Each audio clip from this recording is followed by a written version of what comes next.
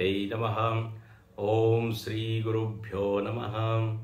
सदाशिवसमारंभां शंकराचार्यमध्यमाम् अस्मदाचार्यपर्यन्तां वन्दे गुरुपरम्परां।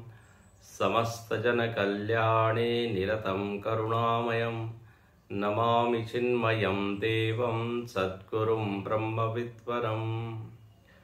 नीलाम्बुजश्यामलकोमलाङ्गं सीतासमारोपितवामभागं पाणौ महासायकचारुचापं नमामि रामं रघुवंशनाथम्। अतुलितबलधामं हेमशैलाभदेहं धनुजवनकृशानुं ज्ञानिनामग्रगण्यं सकलगुणनिधानं वानराणामधीशं रघुपतिप्रियभक्तं वातजातं नमामि। हरि ओम। कल हम लोग विभीषण गीता के इस प्रसंग पर चर्चा कर रहे थे। युद्ध के मैदान में एक और राम जी खड़े हैं, एक और रावण। विभीषण इस दृश्य को देखता है कि राम जी बिना रथ के, बिना जूते के, बिना बहुत ज्यादा अस्त्र शस्त्र के रावण के सामने खड़े हैं। तो मन में एक शंका आती है। भयौ प्रेम अधीरा, अधीर हो गए हो। और वो कहने लगे कि आप कैसे विजय प्राप्त करेंगे। तब भगवान उत्तर देते हैं, कहते हैं जेहि जय होई सो स्यंदन आना। जिससे विजय मिलती है वह रथ मेरे पास है, और वह रथ कोई दूसरा ही है। जो रावण के पास है उससे विजय नहीं मिलती। और उन्होंने अपने पूरे जीवन में हम कैसे विजयी होकर निकल सकते हैं, कैसे हम अपने जीवन को सुखमय बना सकते हैं, इसका बड़ा ही सुंदर एक रूपक के माध्यम से मार्गदर्शन किया। देखिए, जब विजय की बात आती है तो स्वाभाविक ही संघर्ष की बात माननी पड़ेगी। जब संघर्ष होता है और जब उससे हम दबते नहीं है, बल्कि हम उस संघर्ष पर अपना शासन कर ले जाते हैं, तो फिर उसी को कहते हैं विजय। संघर्ष के देखिए 3 क्षेत्र हैं जिससे हम सतत संघर्ष हमारा हो रहा है, युद्ध कर रहे हैं हम। एक हमारा संघर्ष का क्षेत्र है हमारा अस्तित्व। हम चाहते हैं हमारा अस्तित्व बना रहे। जो कोई भी इस अस्तित्व के ऊपर आघात करता है, हम उससे युद्ध करते हैं और उसको पराजित करने का पूरी तरह प्रयत्न करते हैं। अब वो वस्तु हो सकती है, कोई व्यक्ति हो सकता है, परिस्थिति हो सकती है, प्रकृति हो सकती है। जो भी हमको मारने के लिए आता है, हम उसके विरुद्ध खड़े हो जाते हैं। तो ये एक हमारे संघर्ष का क्षेत्र है। दूसरा, हम सतत संघर्ष कर रहे हैं बंधनों से, दुखों से। दुख को पूरी तरह नस्ते नाबूद करना चाहते हैं। जीवन में दुख का जरा भी अंश न हो। तो दूसरा जो शत्रु हमारा बैठा हुआ है वो कौन है? दुख, बंधन, फिर असुरक्षा। हम संघर्ष करते हैं ऐसी जगह रहने के लिए जहां पर कि हम सुरक्षित रहें। जहां पर हम असुरक्षित अनुभव करते हैं वहां पे रहना नहीं चाहते। तो जीवन में विजय प्राप्त करने का अर्थ यही है कि जीवन सुखमय हो, जीवन में बंधन न हो, जीवन सुरक्षित हो। अब इस तरह की यदि विजय हमको प्राप्त करनी है तो जिसकी आवश्यकता है वो ये रथ है। इसको कहते हैं विजय रथ, धर्मरथ। और इस धर्मरथ के रूपक को यदि हम पढ़ेंगे तो ये मालूम पड़ेगा कि ये सब अपने भीतर के गुणों का ही वर्णन है। देखिए, दो तरह के साधन होते हैं, एक बाह्य साधन और एक भीतरी साधन। बाह्य साधनों से हम जीवन पर विजय प्राप्त नहीं कर सकते। अनेक साधन संपन्न लोग हैं, दुखी है, परेशान है, त्रस्त है, तनाव में है, और वही फकीर है, फक्कड़ कोई संत है। बाह्य साधन कुछ भी नहीं है, लेकिन भीतरी साधन इतने अधिक है और इतने सुंदर है कि उसके कारण उनको जीवन में कभी पराजय का अनुभव नहीं होता, कभी हम दब गए ये अनुभव नहीं होता, बंधन में है या दुख में है ये अनुभव नहीं होता। तो निर्णय ये निकलता है कि बाह्य साधन के बजाय आंतरिक साधन पर ज्यादा ध्यान देना चाहिए। मजेदार बात है, हम लोगों को मालूम ही नहीं है भीतर कितने साधन हैं।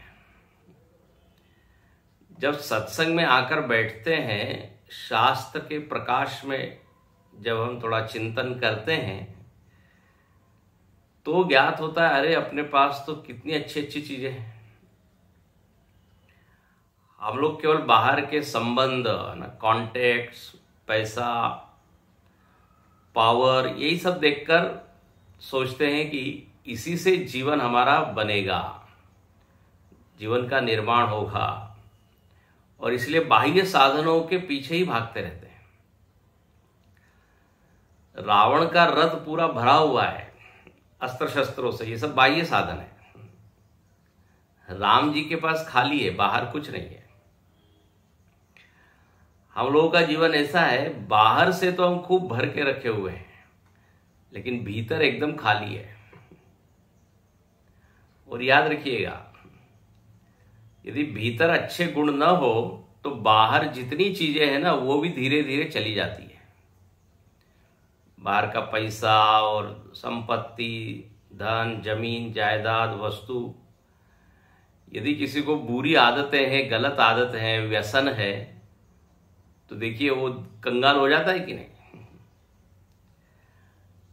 तो दुर्गुणों के कारण बाह्य जो साधन है वो भी हम गवा देते हैं। इसलिए यहां भगवान कहते हैं, आप अपने भीतर के जो सद्गुण हैं उनको विकसित कीजिए और संघर्ष कीजिए, तो अपने आप जीवन में विजय का स्वाद हमको मिलेगा। विजय मिलना मतलब क्या? खुशी मिलना। आप देखते हैं कोई भी टीम जब जीतती है तो इमीडिएट उनकी रिएक्शन क्या होती है? एकदम वो नाचने लगते हैं, हंसने लगते हैं, ताली बजाते हैं। उनको ही नहीं समझ में आता वो क्या कर रहे हैं। खुशी में व्यक्ति पागल हो जाता है कितना।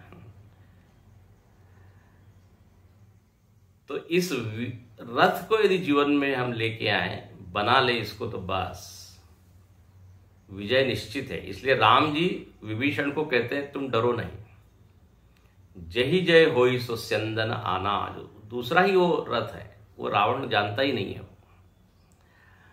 अच्छा, बोले कौन सा रथ है? तो बोले जिसमें पहिए लगे हुए हैं, सौरज धीरज तेहि रथ चाका।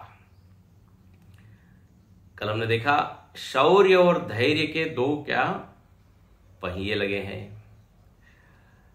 देखिए, दोनों वृत्तियां अपने भीतर आवश्यक है। कायर होके हम रहे तो कुछ भी प्राप्त नहीं कर सकते, और बहुत ज्यादा उतावले हो जाए, अधीर हो जाए, इम्पेशेंट हो जाए, तब मिली हुई चीज हम गवा देते हैं अधीरता के कारण। कई बार ये क्रिकेट वगैरह में आप देखते हैं, खेलों में भी थोड़ा उतावला हो जाता है तो गलत शॉट लगा देता है। तो बिल्कुल विजय के दहली पर पहुंचकर, दहलीज कहते हैं उसको, पराजित हो जाते हैं। थोड़ा सा धीरज खो दिया। इसलिए वो रहीमदास जी ने एक बहुत अच्छा दोहा लिखा है कि रहीमन चुप होई बैठिए, दीख दिनन के फेर, जब नीकी के दिन आइए, बनतन लगही देर। बोले आप धीरज धारण करके रखिए, जब दिन बदलेंगे, परिस्थिति बदलेगी तो सब फटाफट जल्दी जल्दी सब बन जाएगा।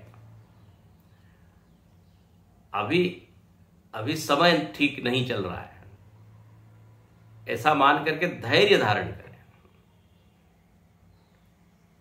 इसलिए लिखते हैं धैर्य भी एक क्या है, पहिया है, चाक है। सौरज धीरज तेरथ चाक। धृति के बारे में भी भगवत गीता में 3 प्रकार की धृति बताई है, सात्विक, राजसिक, तामसिक। धारणा शक्ति, अपने आप को संभालने की शक्ति। अच्छा, अब कहते हैं ठीक है, 2 पहिए हो गए। अब रथ को यदि आप देखें तो रथ में ऊपर ध्वजा और पताका होती है। तो यहां दूसरी पंक्ति में वही वर्णन करते हैं, सत्यशील दृढ़ ध्वजा पताका, बल विवेक दम परहित घोरे। कहते हैं सत्यशील दृढ़ ध्वजा पताका। ध्वजा और पताका क्या है? आपने देखा होगा अर्जुन के रथ पर भी एक ध्वजा थी। आजकल आप देखते हैं नेताओं के गाड़ियों पे वो शिवलिंग जैसा होता है, गोल गोल घूमते रहता है, लाल लाइट। तो उससे मालूम पड़ जाता है कि ये कोई मिनिस्टर आ रहा है, कोई नेता आ रहा है। किन्हीं किन्हीं गाड़ियों पे वो उनके पार्टी के क्या झंडे रहते हैं। तो पहले के जमाने में भी क्या कहते हैं, रथ के ऊपर ध्वज होता था और दूर से पहचान लिया जाता था कि ये किसका रथ आ रहा है। अर्जुन के रथ के ऊपर हनुमान जी विराजमान है, कपित ध्वजा। कर्ण के ध्वज में सूर्य का चिन्ह अंकित है। तो ऐसे अलग अलग ध्वज है। तो बोले अब ये विजय रथ जो है, इस विजय रथ का ध्वज क्या है, या धर्म रथ का ध्वज क्या है? तो लिखते हैं सत्य और शील। देखिए, एक होती है ध्वजा और उसके एक छोटे नीचे एक छोटा ध्वज होता है, उसको कहते हैं पताका। ध्वज और पताका। तो बोले सत्य ध्वज है और शील जो है पताका है। अब ये देखिए, सत्य और शील का बड़ा अच्छा अर्थ है और ध्वज और पताका के रूप में इनको रखा है। ध्वज से मालूम पड़ता है कि किसका रथ है।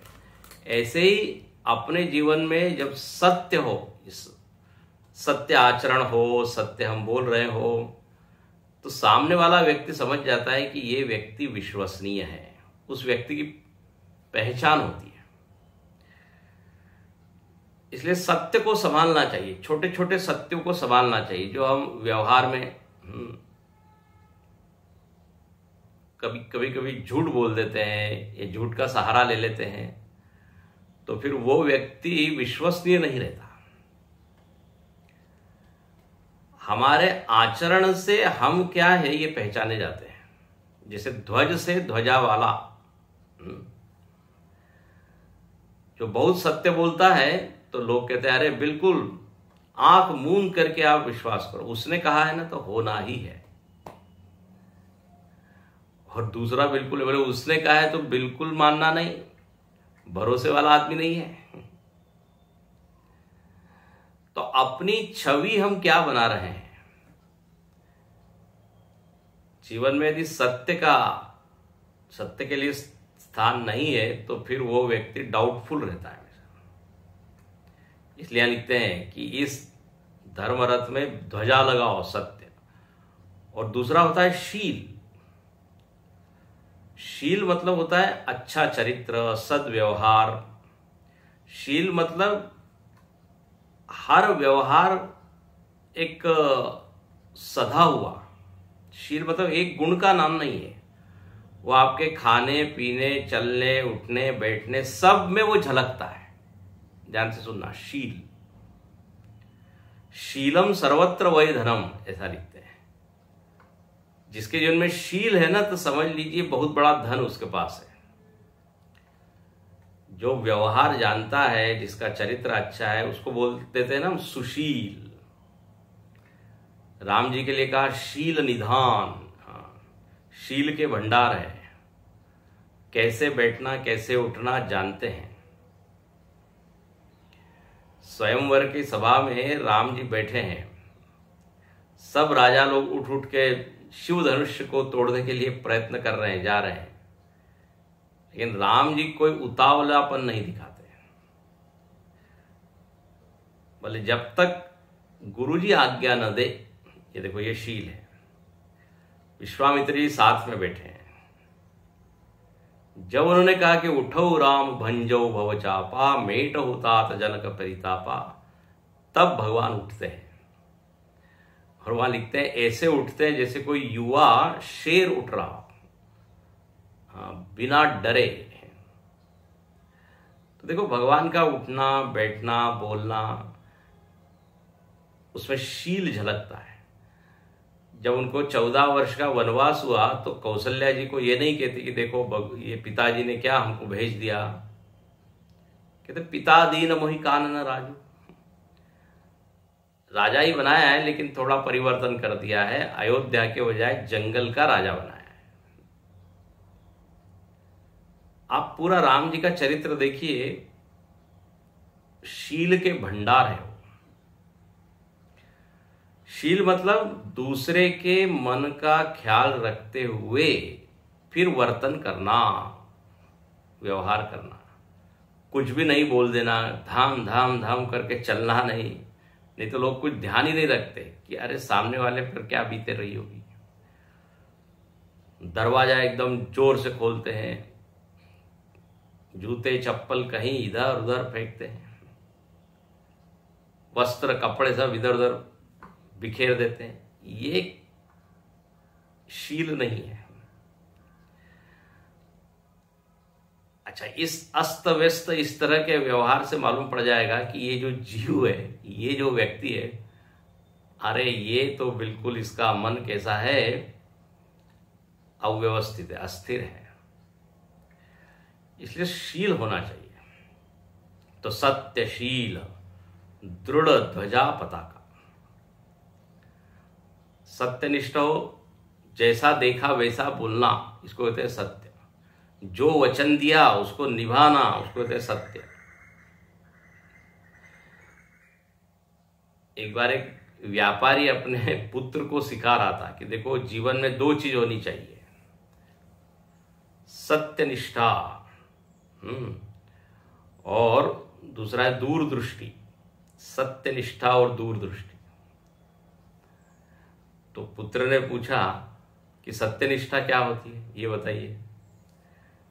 तो बोले यदि तुमने किसी को वचन दिया है तो वो निभाना, इसको कहते सत्य। सत्य व्रत हो गया ना, सत्य का पालन।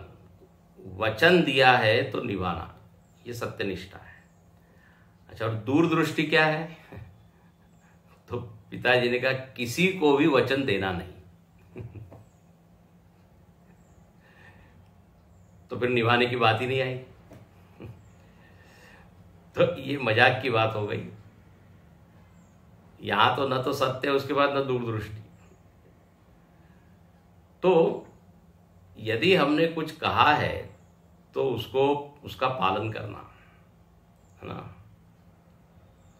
वचन दिया है, प्राण जाए पर वचन न जाए। ये तो ये अपने रथ की ध्वजा और पताका हो गई। अच्छा, अब इसके बाद क्या है? तो देखिए रथ में क्या है, घोड़े लगे हैं। घोड़े के बिना तो रथ आगे बढ़ता ही नहीं। तो घोड़े कौन से हैं? तो देखिए, बल विवेक दम परहित घोरे, क्षमा कृपा समतार जुझोरे।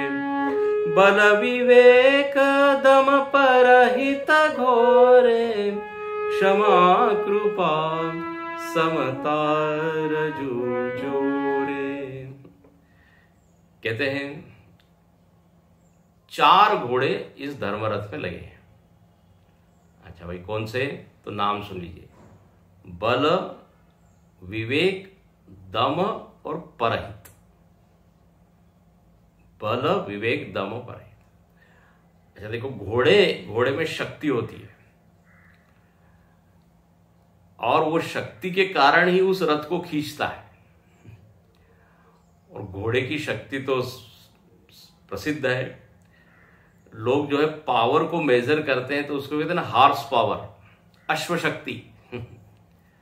वो शक्ति को नापने की यूनिट, इकाई क्या है? बोले हॉर्स पावर। अश्व से उसको जोड़ा है।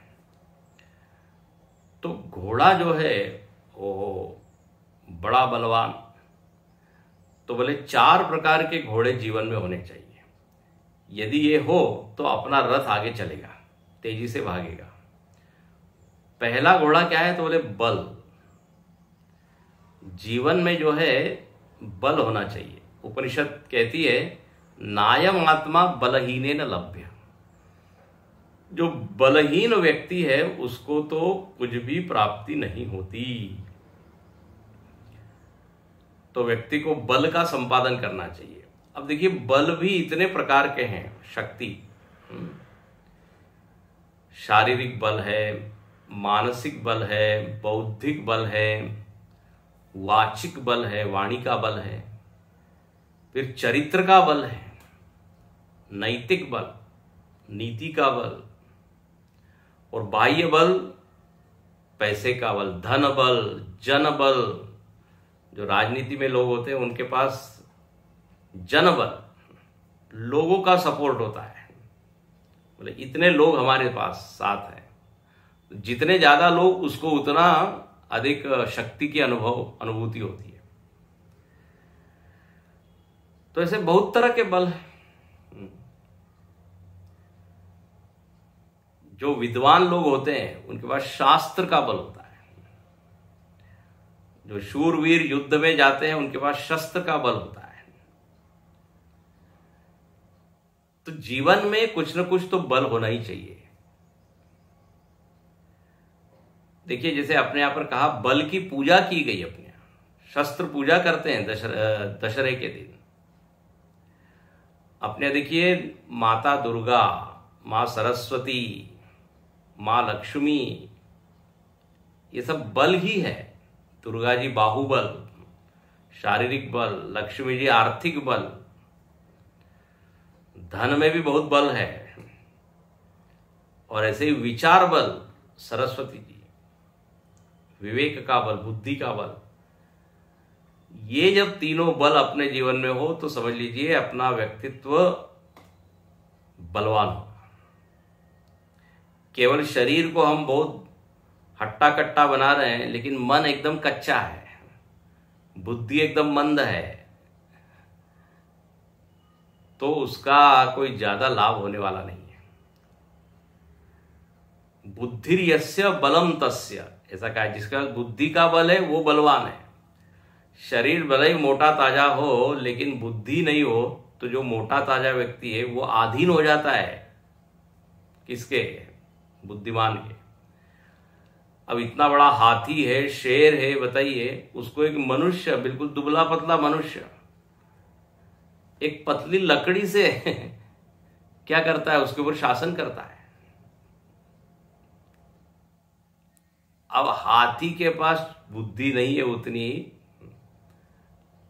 नहीं तो शक्ति तो जबरदस्त है, पैर के नीचे हाँ दबा के मार सकता है, लेकिन बुद्धि न होने के कारण उस बल का वो ज्यादा लाभ नहीं ले पाता, बल्कि उसका लाभ मनुष्य लेता है। उससे बड़े बड़े क्या वो लकड़ी के पेड़ वगैरह उठवाता है, सवारी करता है।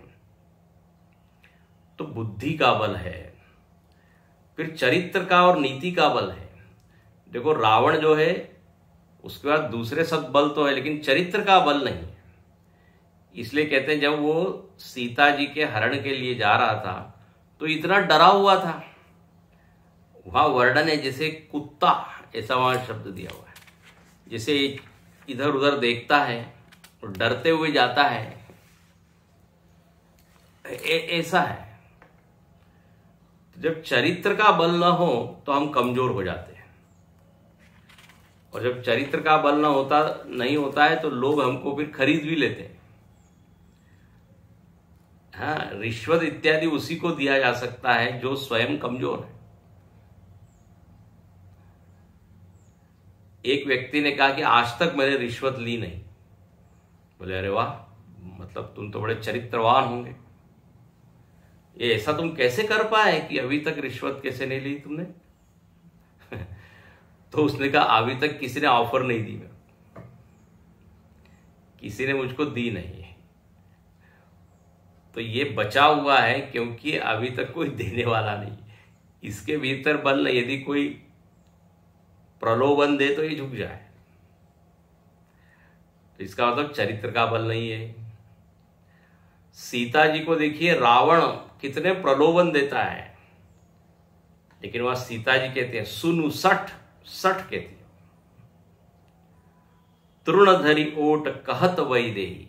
घास के तिनके को उन्होंने उठाया और सामने रखा। बोले राम जी के सामने तुम तिनके के बराबर हो, तुम कहां बराबरी कर रहे हो राम जी की? तो देखो इस बल के कारण वो वहां लंका में उस रावण की प्रताड़ना से अपने आप को बचा। तो ये बल होने चाहिए, धन बल इत्यादि। और एक बल है उसको कहते शरणागति का बल। सीता जी के पास शरणागति का बल है, राम जी के शरण में। शरणागति ऐसी जबरदस्त चीज है कि यदि भगवान के प्रति हम पूरी तरह समर्पित हो जाए तो भगवान की शक्ति ही फिर वो काम करती है और इसको बचाती है। इसलिए भगवान बार बार कहते हैं सर्वधर्मान परित्यज्य मामेकम शरणम। मीराबाई के पास कौन सा बल था जो वो विष पी गई? प्रहलाद के पास कौन सा बल था जो उसने हिरण्यकश्यपु के सारे अत्याचार सहन किए? हनुमान जी के पास कौन सा बल था जो पूरे समुद्र को लांघ के वापस आ गए, शत्रु के गढ़ में जाके वापस आ गए? ध्रुव के पास कौन सा बल था बताइए, जो जंगल में तपस्या कर रहा है और ध्रुव पद को उसने प्राप्त किया? तुलसीदास जी के पास शरणागति का ही बल था कि उन्होंने अकबर के आमंत्रण को ठुकरा दिया। अकबर ने कहा मैं मिलना चाहता हूं, दरबार में आओ। अरे बोले दरबार में क्यों आए, आप आइए, मिलना हो तो। बताइए इतने बड़े बादशाह से कौन इस तरह से बोल सकता है? कहते हैं कि उन्होंने कहा कि बोले आने जाने में हमारी जूती जो है वो घिस जाएगी, और बिसर जात हरि नाम, संतन को कैसो सीकरी से काम, आवत जात पनिया टूटत, बिसर जात हरि नाम। तो ये देखिए भगवान की शरण में ये बहुत बड़ा बल है। तो इस बल को जीवन में लाए, ये एक बहुत बढ़िया घोड़ा है बल। दूसरा घोड़ा क्या है? विवेक, बल विवेक। देखिए, बल तो बहुत है, लेकिन यदि विवेक नहीं है ना, विवेक यदि कुंठित है, तो उस बल का हम उपयोग नहीं कर पाएंगे। विवेक यदि कुंठित हो तो बलवान लोग भी कमजोर हो जाते हैं। इसका सबसे अच्छा उदाहरण है अर्जुन। अर्जुन के पास सब अस्त्र शस्त्र सब है, धनुर्विद्या में पारंगत है, गांडीव धनुष है, लेकिन उसकी बुद्धि कुंठित हो गई, विवेक उसका आवृत्त हो गया, तो अपने आप को कैसा हो पाता है? हाँ, सीदंती बहुगात्राणी मुखम च परिशुष्य, खड़ा नहीं हो पा रहा है, पसीना आ रहा है, पैर कांप रहे हैं। वही जब भगवान ने उसका विवेक जागृत कर दिया तो देखिए खड़ा हो गया एकदम। मतलब भगवान आप जो कह रहे हैं वही मैं करूंगा, यथित करिष्ये वचनम। तो ये विवेक एक बहुत जबरदस्त चीज है। विवेक के अभाव में बल बेकार हो जाता है, उसका उपयोग ही नहीं हो पाता। विवेक होना चाहिए। विवेक का अर्थ देखिए, आपने पढ़ा होगा, दो मिली हुई चीज को अलग करना। ये विवेक रूपी घोड़ा बहुत आवश्यक है। अपने जीवन में बार बार मिली हुई चीजें सामने आती है, धर्म और अधर्म मिल गया, अब उसको आपको अलग करना है। धर्म अधर्म, कर्तव्य अकर्तव्य। फिर कठोपनिषद में जैसे कहा श्रेय और प्रेय। कोई चीज हमको तात्कालिक आनंद देने वाली दिखती है उसको कहते प्रेय, और कोई लॉन्ग टर्म, हाँ, थोड़ी आगे चल के उसमें हित होता है, कल्याण होता है, उसको कहते श्रेय। तो हम लोग प्राय प्रेय के पास ही चले जाते हैं, श्रेय की चिंता नहीं करते। लेकिन अर्जुन गीता में बार बार भगवान से कहता है श्रेय क्या है ये मुझको बताइए, निःश्रेयस्यात् निश्चितम ब्रूहि तन्मे। मुझको लग तो रहा है कि युद्ध से भागना ठीक है, लेकिन अब आप बताइए। प्रिय तो वो लग रहा है, प्रिय वो लग रहा है। तो बार बार जीवन में ऐसी परिस्थितियां आती है कि हमको चुनना पड़ता है। तो विवेक यदि जागृत हो तो हम सही निर्णय लेंगे। श्रेय प्रेय, धर्म अधर्म, ऐसे वेदांत में जिस विवेक की जरूरत है उसको कहते हैं आत्मानात्मा विवेक। हाँ, ब्रह्म और जगत का विवेक, मैं कौन हूं और मैं कौन नहीं हूं, यह समझना। अब बड़ी विलक्षण बात है, हम शरीर है नहीं। हम अपने आप को कभी नहीं कहते कि मैं हाथ हूं, पैर हूं, सिर हूं, पैर हूं, ऐसा कोई नहीं कहता। लेकिन ये जब पूरा मिल जाता है तो हम बोल देते हैं ये मैं हूं। पूरे देह को मैं बोल देते हैं, लेकिन अलग अलग पार्ट को, भाग को, अवयव को नहीं मैं बोलते। जब अलग अलग भाग में नहीं हूं, अलग अलग अवयव, तो सब मिलके मैं कैसे हो गया? कोई ये नहीं बोलता कि मैं हार्ट हूं और मैं किडनी हूं और मैं लीवर हूं, लेकिन इसका पूरा एक संघात जो है, मिला हुआ रूप, हाँ, वो मैं हूं। यही अविवेक है वेदांत की दृष्टि से। तो वेदांत में ये ज्ञान कराया कि अरे भाई ये शरीर जड़ है, तुम चेतन हो, शरीर दृश्य है, तुम दृष्टा हो, शरीर विकारी है, तुम निर्विकार हो। हाँ, तो ये विवेक यदि हमें आ जाए तो देखिए व्यक्ति तो फिर मुक्त ही हो जाता है। तो इस घोड़े को जीवन में लाना चाहिए। अच्छा, और ये विवेक एक ऐसी चीज है, मनुष्य भाग्यवान है कि उसके पास ये शक्ति मिली हुई है। पशुओं के पास विवेक शक्ति है, लेकिन वो इतनी सी है, थोड़ा बहुत वो जानता है कि ये खाना है, ये नहीं खाना है, बस उससे ज्यादा नहीं। अपना घोंसला कैसा बनाया जाए छोटा सा, बस उतना विवेक दिया हुआ है चिड़िया को। शेर को इतना विवेक दिया है कि इस प्राणी को मैं खा सकता हूं, इसको नहीं खा सकता। आज व्यक्ति ने पूरे सृष्टि पर शासन किया है, मनुष्य ने, उसका एक ही कारण है, विवेक। चंद्रमा पे चला गया, मंगल पे चला गया, समुद्र के छाती के ऊपर पूरा शहर का शहर वो चलाता है। देखो जहाज जो होता है, हजारों लोग उसमें बैठते हैं, पूरा स्टेडियम भी होता है। बताइए ये जहाज बनाया कहां से, कैसे? बुद्धि का कमाल है। समुद्र के ऊपर, समुद्र के नीचे, नीचे जाके क्या क्या चीजें उसने खोज ली। मोती, ऑयल, खनिज। ऐसा कोई क्षेत्र नहीं है इस प्रकृति का जिसमें उसने खोज न की हो। तो ये किसका परिणाम है? ये विवेक रूपी घोड़ा है बस।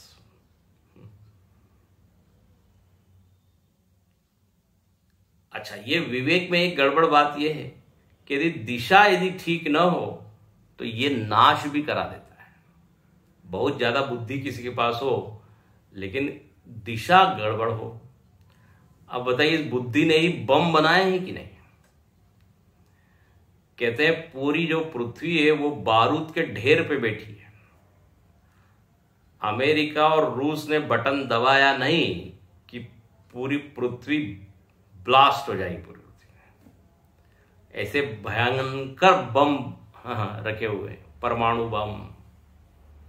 अब आजकल तो रासायनिक क्या क्या क्या क्या आ रहे हैं, ये सब बुद्धि की उपज है। सो बुद्धि is destructive also if the direction is not right। अब जैसे घोड़ा है, घोड़े में शक्ति है, लेकिन यदि उसके ऊपर वो ब्लिंकर्स न हो आंख के ऊपर, वो कहीं भी जाएगा वो घोड़ा, और वो गंतव्य पर नहीं ले जाके एक्सीडेंट करा देगा। तो बोले इस विवेक रूपी घोड़े को आगे बताएंगे, लगाम लगाना चाहिए, सही दिशा देनी चाहिए। तो बल, विवेक, दम। तीसरा जो घोड़ा है वो है दम। दम का अर्थ होता है संयम, इंद्रियों को सही दिशा में ले जाना, यह है दम। दम का अर्थ दमन नहीं होता है, दबाना नहीं है, सप्रेशन नहीं है। ये मनोवैज्ञानिक लोग बोलते हैं, बोले ये मन को आप दबाते हो, ये दम की बात करते हो, ये ठीक नहीं है। जो भी इच्छा है उसकी पूरी करो, पूरी करो। इस सप्रेशन से तो फिर डिप्रेशन आता है, फ्रस्ट्रेशन होता है। तो याद रखना, वेदांत में दम का मतलब ये नहीं कि जबरदस्ती आप दबा रहे हो। दम का अर्थ है संयम। विचार पूर्वक जब हम इंद्रियों को रोकते हैं और उसके ऊपर नियंत्रण करते हैं तो उसको कहते हैं दम। चक्षुरादि बाह्य इंद्रिय निग्रह। विवेक का उपयोग करके इंद्रियों को विषयों की ओर जाने से रोकना, गलत विषयों की ओर जाने से, ऐसे विषय जो हमारे प्रगति में बाधा है। दम का अर्थ ये नहीं कि किसी विषय को ग्रहण ही न करें, न देखे, न सुने, न खाए, न पिए, ये दम नहीं होता। यही होता तो फिर भगवान ने सब इंद्रियां दी क्यों? तो देखना कि यदि मैं इसमें इन्वॉल्व हो गया, इसमें यदि आसक्त हो गया तो हानि कितनी है, वो सोच के अपने आप को रोकना, यह है दम। देखो, दमन और संयम में एक बहुत बड़ा फर्क यह है कि दम, जो हम दमन करते हैं वो बलात् करते हैं। बोले वो लोग क्या कहेंगे इसलिए मैं नहीं खा रहा हूं, विवशता के कारण, आउट ऑफ कंपल्शन। लेकिन जो संयम होता है वो आउट ऑफ डिस्क्रिमिनेशन होता है, विवेक के कारण संयम होता है। और संयम के बाद विजय की खुशी मिलती है कि अरे वाह, आज विषय आया सामने लेकिन मैं उसके सामने हारा नहीं। हाँ, तो एक बड़ा उसको अच्छा फील होता है। दमन में क्या होता है, अरे इतना अच्छा मौका था, मैं आनंद नहीं ले पाया, उसको भीतर ही भीतर ग्लानि होती है, दुख होता है, पश्चाताप होता है, मतलब नेगेटिव थॉट। तो दम का अर्थ यहां पे संयम लेना चाहिए। अच्छा, और संयम में एक ऐसी चीज है कि यदि संयम हो तो अपने आप इंद्रियों की शक्ति बढ़ जाती है। देखिए, बड़ी मजेदार बात है, शक्ति इज ऑलरेडी देयर। संयम करने से वो सुरक्षित रहती है, भोग करने से वो सब नष्ट हो जाती है। जैसे वाणी में शक्ति है, वाणी को यदि हम संयमित रखें, जैसे लोग मौन करते हैं या बिल्कुल सधा हुआ बोलते हैं, तो उनकी वाणी में तेज बढ़ जाता है, उनके शब्दों की कीमत होती है, शब्दों में वजन आ जाता है। तो ऑलरेडी वाणी में है शक्ति, लेकिन हम बहुत ज्यादा बातें कर करके उसकी शक्ति को नष्ट कर देते, क्षीण कर देते। देखो, जैसे हम स्वेटर जब पहनते हैं, हमको लगता है स्वेटर से गर्मी मिलती है। स्वेटर से गर्मी नहीं मिलती। स्वेटर क्या करता है, अपने शरीर के भीतर की गर्मी को सुरक्षित रखता है। बाहर के संपर्क, जो ठंडा वातावरण है, उस संपर्क से शरीर को बचाता है। तो शरीर तो भीतर से गर्म है ही, इसने कवच का काम किया। तो ये दम जो है, ये भी ऐसा ही है, अपने शक्ति को बढ़ाने वाला है। सो बल, विवेक, दम और परहित, आखिरी घोड़ा परहित। परहित मतलब दूसरे के कल्याण के लिए जीवन जीना। ठीक है, मेरे पास विवेक है, बल है, लेकिन मैं यदि केवल अपने लिए ही उसका उपयोग करूं, हाँ, तो उससे कोई जीवन में विजय मिलने वाली नहीं है। वो तो एक सामान्य जीवन हो जाएगा। इसलिए कहते हैं परहित, पुण्य का संचय करना चाहिए। पुण्य की संपत्ति जितनी ज्यादा होगी, जीवन में उतनी ज्यादा खुशी, और उसी का जीवन कहा जाएगा कि अरे, इसने जीवन में कुछ पाया है। इसलिए कहते हैं परहित सरिस धर्म नहीं भाई, पर पीड़ा सम नहीं अदमाई। परहित से बड़ा कोई धर्म नहीं। अच्छा, और हित की एक ऐसी चीज है कि ऐसा कोई क्षण नहीं है जब हम किसी की सेवा नहीं कर सके, जब किसी का हित ना कर सके। हित करने में हम स्वतंत्र है, याद रखिए। कोई हमारा हित करे, इसमें हम परतंत्र है, लेकिन हम सेवा तो कभी भी कर सकते हैं। तो ये एक घोड़ा है, 4 घोड़े। अब कहते हैं घोड़े हैं, और घोड़े में यदि लगाम न हो तो बिखर जाएंगे घोड़े। इसलिए यहां पर लगाम भी बताया है। लगाम क्या है, तो कहते हैं क्षमा, कृपा, समता, रजु जोड़े। क्षमा, कृपा और समता, ये 3 रज्जु, रज्जु मतलब लगाम, रस्सी। इन 3 रस्सी के द्वारा इन 4 घोड़ों को क्या करें, संयमित करें। अब एक एक घोड़े के साथ एक एक लगाम जाएगी।